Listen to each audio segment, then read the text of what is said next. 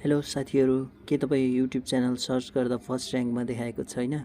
यदि छैन भने साथीहरु, आज म तपाईहरुलाई आफ्नो युट्युब च्यानल कसरी फर्स्ट र्याङ्कमा ल्याउने सकिन्छ आज म सिकाउने छु। त्यसको लागि साथीहरु, तपाईले आफ्नो क्रोम ब्राउजर ओपन गर्नुहोस्।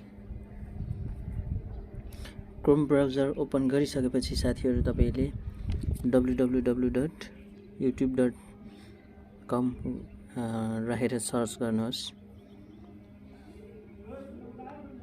सर्च गरिसकेपछि साथीहरु, तपाईको मोबाइलमा यस्तो खाले इन्टरफेस देखाउनेछ र राइट साइडमा रहेको टपको 3 डट बटनलाई ट्याप गर्नुहोस्। ट्याप गरिसकेपछि साथीहरु, तपाईले डेस्कटप साइटलाई अन गर्नुहोस्। अन गरिसकेपछि साथीहरु, तपाईको मोबाइलमा यस्तो खाले इन्टरफेस देखाउँछ। यस्तो खाले इन्टरफेस चाहिँ साथीहरु तपाईले ल्यापटप कम्प्युटरमा देख्न सक्नुहुनेछ। त्यस्तै तपाईको मोबाइलमा पनि देखिनेछ र तपाईले आफ्नो युट्युब च्यानलको प्रोफाइलमा ट्याप गर्नुपर्नेछ।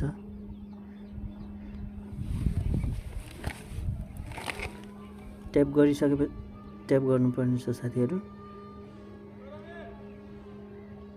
ट्याप गरिसकेपछि साथीहरु, तपाईले युट्युब स्टुडियोमा जानुपर्नेछ।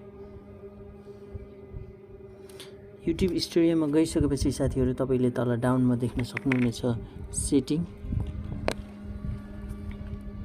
सेटिङमा गइसकेपछि साथीहरु, तपाईले यहाँ सेकेन्डमा च्यानल लेखेको देख्न सक्नुहुनेछ। च्यानलमा ट्याप गर्नुहोस्।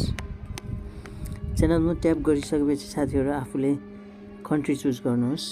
जस्तै नेपाल, मेरो चाहिँ नेपाल, मैले नेपाल सिलेक्ट गरिसकेको छु र साथीहरु, त्यसपछि तपाईले आफ्नो च्यानल फर्स्ट र्याङ्कमा ल्याउन के गर्नुपर्छ भन्ने बारेमा चाहिँ यो किवर्ड्सले बताउँछ। साथीहरु, तपाईले आफ्नो च्यानललाई फर्स्ट र्याङ्कमा ल्याउनको लागि किवर्ड्समा तपाईले आफ्नो च्यानलको नाम, रिलेटेड नामहरु राख्नुपर्नेछ। साथीहरु, मैले tech mind size, tech mind, tech solve, technical solve hub राखेको छु। यसरी नै साथीहरु, तपाईले पनि आफ्नो च्यानल रिलेटेड नेमहरु राख्न सक्नुहुनेछ र यदि गरिसकेपछि साथीहरु तपाईले सेभ गर्नुपर्नेछ।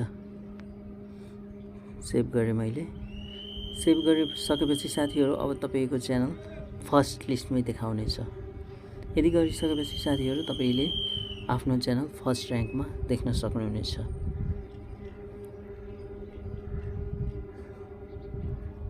जस्तै म मेरो च्यानल सर्च गरेर हेर्नेछु साथीहरु। त्यसको लागि म युट्युब गएँ। युट्युबमा गइसकेपछि साथीहरु, म सर्च गरेँ टेक्निकल सल्भ हब सर्च गरिसकेपछि साथीहरु, तपाईले देख्न सक्नुहुनेछ मेरो च्यानल फर्स्ट र्याङ्कमा आइसकेको छ र यसरी नै साथीहरु, तपाईले आफ्नो च्यानल फर्स्ट र्याङ्कमा ल्याउन सक्नुहुनेछ। Okay, bye bye.